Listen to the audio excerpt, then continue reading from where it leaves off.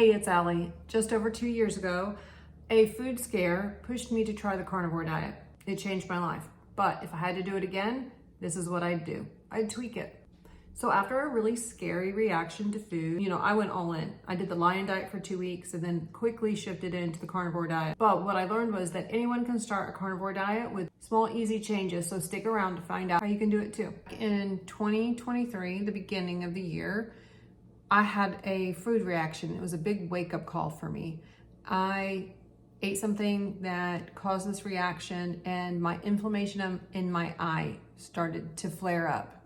I'd already had a couple of episodes of this inflammation and it's just miserable. I didn't know what was causing it. No one knows what's causing it. So I decided to do an elimination. I got rid of everything. A really strict version of the carnivore diet with beef, butter, coffee, salt, and water.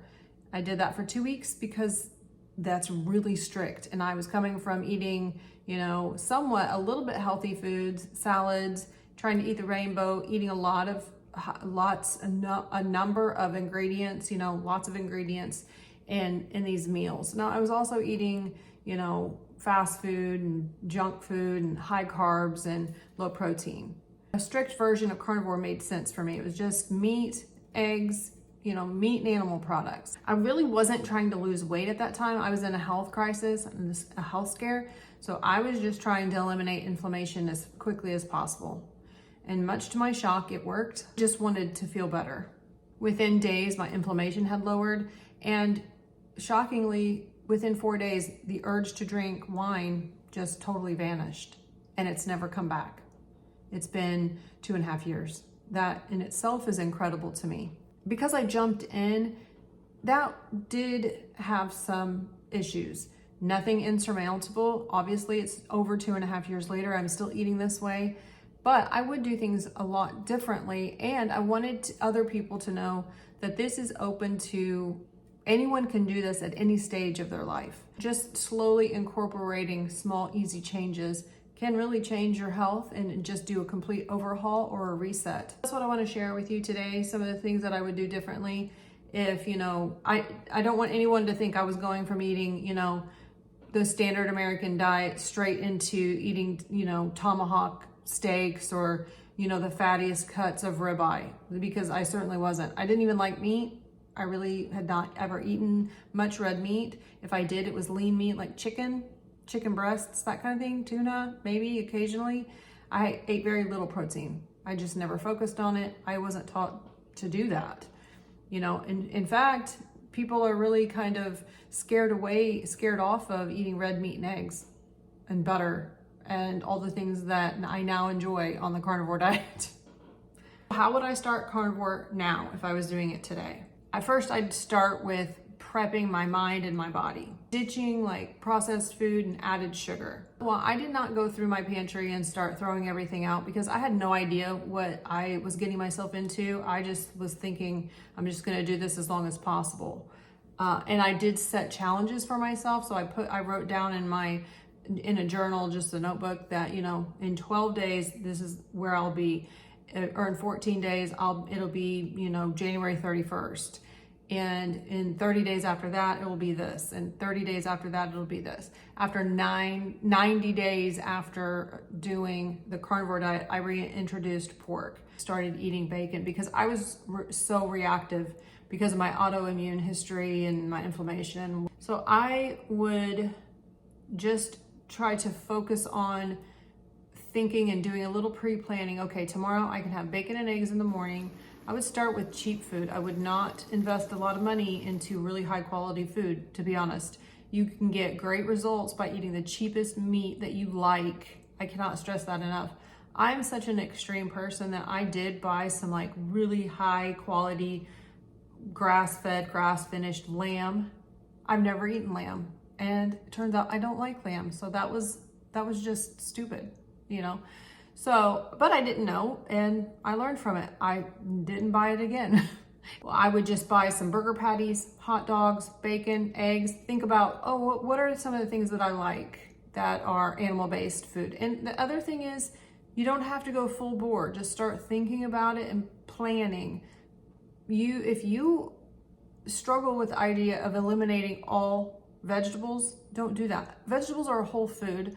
I don't eat vegetables because, first of all, it was very easy for me to give up fruits and vegetables and fiber because I don't like any of that. I never loved vegetables or fruit or, anything like that. So that was an easy elimination for me. Some people do not like the idea of not having vegetables. Do it, go for it. Dairy in the beginning, if you know that you are going to eat, that you'll eat some cheese and, heavy cream, that kind of thing, I say go for it.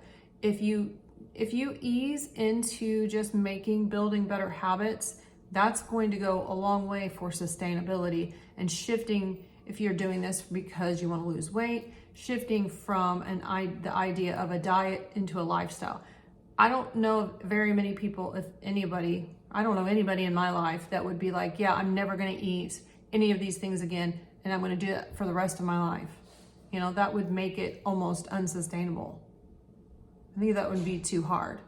If you ease in, that will help with keto flu, what can be called keto flu or transition symptoms. I did have a little bit of that in the beginning. I also had an episode of oxalate dumping, which is like I had really itchy legs and like a rash. It was so weird because I was going from a very high carb diet to essentially zero carbs. So if you'll eat bologna, lunch meat, chicken wings, pot roast, whatever meat you like, and you're not spending, I would not invest in a lot of money especially if you're someone that hasn't eaten a lot of meat for the majority of your life, like me. I had not really ever eaten a lot of meat. You can keep in spices. I wouldn't.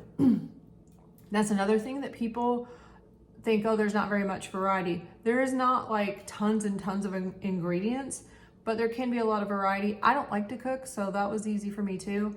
I don't like to cook. I'm very simple. I use this air fryer right here. I have two air fryers. This one, I forget, is a Kasori, and the other one I have is a Tasty. Tasty goes higher. I make everything in them. Beef, butter, bacon, eggs. I do have a skillet for fried eggs though.